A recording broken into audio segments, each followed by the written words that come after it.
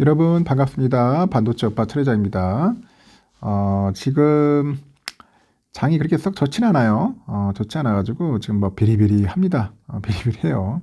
뭐 미국은 그래도 계속 사상 최고치 찍고 한다는데 우리는 상승의 힘이 그렇게 강하지는 않아요. 조금 오르긴 올라더라도 그렇게 여러분이 생각하는 것만큼 뭐 시원시원하게 오르지 않아가지고 좀 답답할 겁니다. 답답할 거예요. 요즘 보니까 또 비트코인도 또 깨지기 시작하네요. 한때 좀 잘 올라가더니 좀 또 내리막을 가고 있습니다.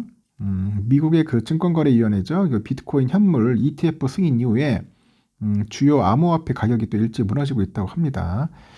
비트코인 가격이 지난 12월 3일 이후로 처음으로 이제 4만 달러 아래로 떨어졌어요. 떨어졌다면서 당분간 추가 하락세가 지속될 거다 그렇게 전망을 하는 것 같습니다.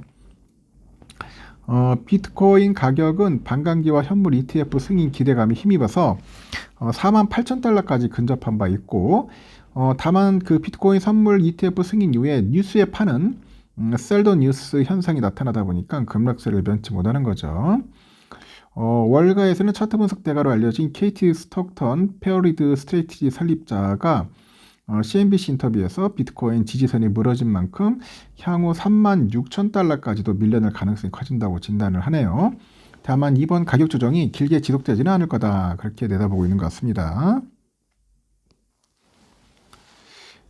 이번 하락장이 이제 실망스러운 1분기의 시작에 불과하다고 하는데 그 추가 하락이 예상되는 만큼 현재 수준에서 일부 차익 실현에 나서는 것이 현명할 거다 그렇게 조언을 하는 거죠. 실비아 자블론스키 디파이언스 ETF 최고 경영자인데 CEO인데요. 이번에 나타난 셀더 뉴스 현상은 어느 정도 예상 가능했다 합니다. 그 비트코인 조정 장세가 이제 불가피할 거라고 전망을 하네요. 비트코인 가격은 오전에 보니까 뭐 한 4.4% 정도 빠지고 있던데 지금도 뭐 빌빌거리고 있어요. 아직은 좋진 않다 그렇게 보시면 될 것 같습니다. 전에 보니까 박진영이가 이제 뭐 주식 50억 샀는데 요번에 YG 양현석이도 또 주식을 사네요. 보니까 YG 엔터테인먼트 양현석 총괄 프로듀서가 한 200억 정도 규모의 자사주를 매입을 했다고 합니다. YG 엔터는 지난 18일부터 양현석 총괄 프로듀서가 자사 주식 46만 1940주를 장내 매수했다고 공시했고 총 매수 금액이 200억이에요. 이로써 양현석의 지분율은 16.8에서 19.3% 상승했어요. YG는 이번 자사주 매입을 통해서 주주가치를 제고하는 한편 올해 준비하고 있는 사업과 그 회사의 성장에 대한 양 총괄의 확고한 의지를 드러냈네요. YG는 지난해 12월 블랙핑크와 그룹 활동에 대한 계약을 체결했는데 그 개별 계약에는 결국 실패했고 주가가 4만 원대까지 추락을 했죠. 그러나 지난해 데뷔와 동시에 글로벌 인기의 시동을 건 걸그룹이 있어요. 베이비몬스타가 뭐 2월 1일에 두 번째 신곡, 4월 1일에 첫 미니 앨범 공개를 공식화해서 기대를 모은다고 합니다.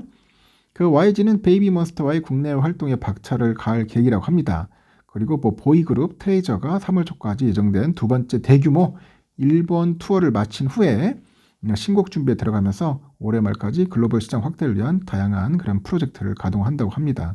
그래서 이제 양현석 그 프로듀서가 이제 직접 선봉에 서가지고 새 판을 짜고 있는 만큼 뭔가 굵직한 프로젝트들이 점차 가셔야 될 것이다 그런 이야기를 하는 것 같습니다.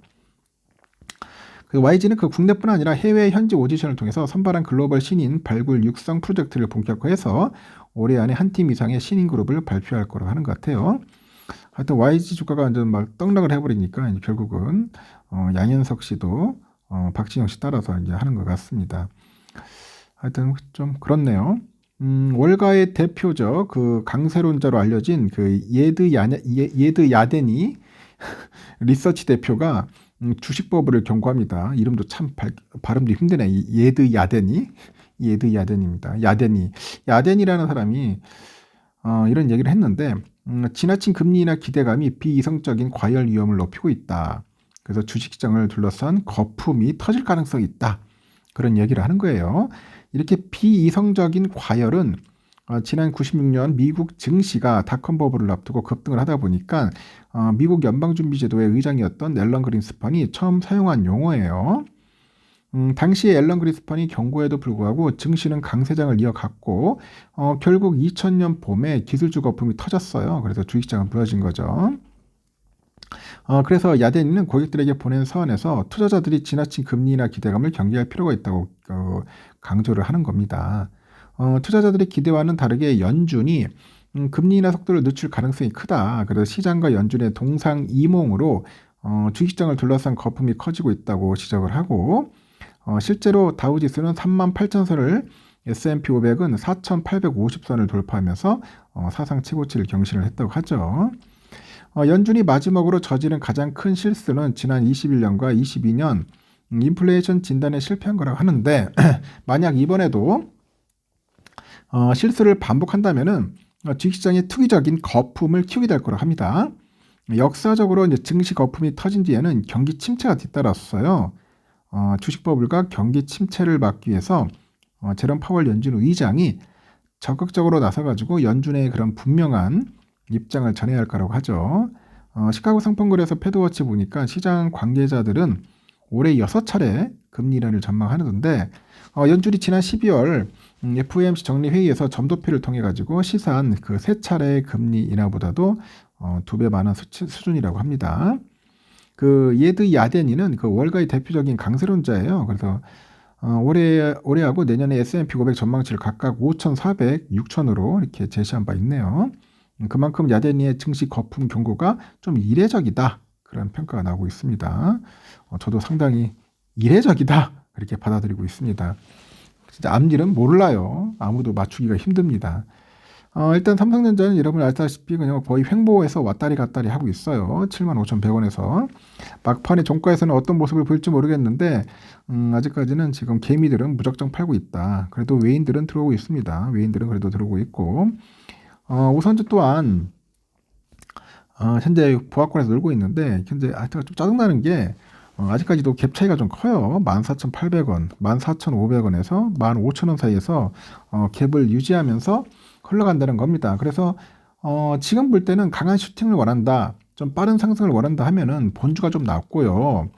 아니다, 나는 장기적인 안목에서 좀 보면서 좀 배당이나 좀 더 받고 길게 가보겠다. 그런 분들은 우선주로 갈아타는 것도 나쁘지 않다. 그렇게 봅니다. 그래서 본인이 바쁘세요. 배당 그런 걸 떠나서 나는 그냥 말 그대로 차익 실현이 중요하다 하면은 본주가 더 유리할 수도 있으니까 이제 본주 쪽으로 방향을 트는 것도 나쁘지 않고 뭐 이것도 아니고 저것도 아니고 하면 그냥 반반으로 가겠다. 본주 반, 뭐 우선주 반 그것도 나쁘지 않은 것 같습니다. 우리도 치킨도 그렇잖아요. 뭐 후라이드 반, 양념 반 이렇게 다양한 맛을 즐기는 분도 있으니까 여러분이 좋아하는 스타일대로 하시면 됩니다. 알겠죠? 하여튼 오늘은 그렇게 썩 좋지는 않는 것 같습니다. 여기까지 하겠습니다.